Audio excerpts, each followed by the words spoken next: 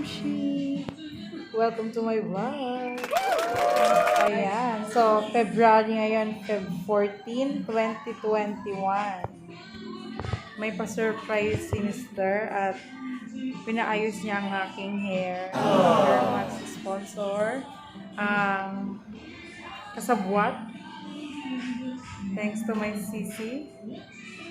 Ayan siya, oh. So, ayun na nga, diba? Nakakatawa kapag may mga paganito. So, salamat sa Lord at kinonvict siya sa mga bagay-bagay. I'm so happy at sana, so abangan ko ang next year. Ano naman kaya? Kasi last year, sinurprise niya ako ng bouquet of chocolate.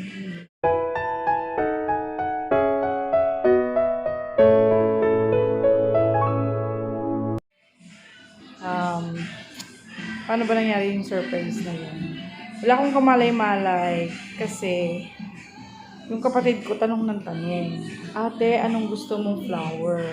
Sa isip-isip ko ba may manliligaw yata to, nagtatanong ng flower. Di ang sagot ko, ang gusto ko, edible na flower na pwede kong kainin para hindi isayang. Kasi ang flower, kapag nalanta, wala na, tapon na. So, mas gusto ko yung nakakain ko, napapakinabangan ko yan. So, buti na lang, nakinig siya at yun ang binili niya without knowing na para sa akin pala yun.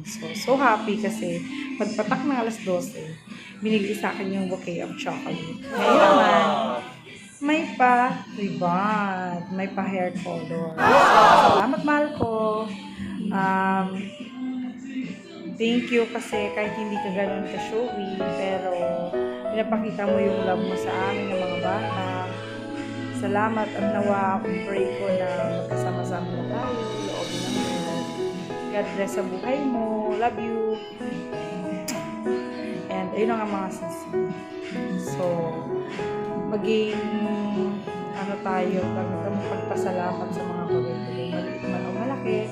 Ano man yung natanggap nyo this Valentine's season with the pandemic year. Pero, maging thankful tayo sa Lord dahil tayo ay lahat ay okay. So, thank you sa mga kasabwa for the second time around. Well, kami mag-asawa ilang year na kami. 5 years. 2014 until now. So, ilang Valentine's pa lang na may paganito siya. So, kaya nakakatawa diba? So, abangan natin ang mga susunod na Valentine's Day. So, favorite month ko na siya ngayon. Sa'yo pala diba? So, ayun nga.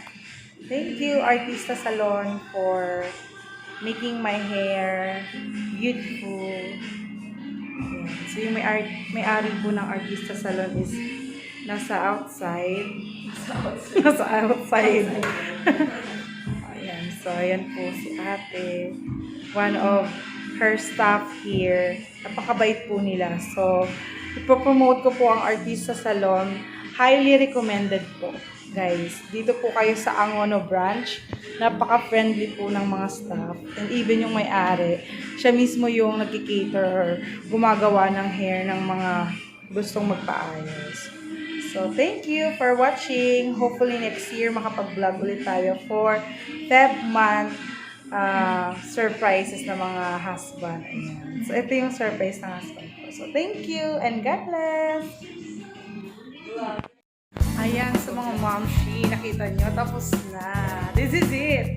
Thank you, mahal ko sa pang-surprise mo sa grupo. At, Artista Salon ang gumawa nito. So, sa mga gusto po magpagawa ng buhok, highly recommend. Nakita nyo kanina, diba? So, ito na yung pinalabasan ngayon. So, mamaya ilalagay ko dyan yung before and after. Kung ano yung hair ko kanina at ano yung hair ko ngayon. So, watch! Thank you sa mga nanood! Happy Valentine's sa lahat! Hintayin nyo naman si Papa.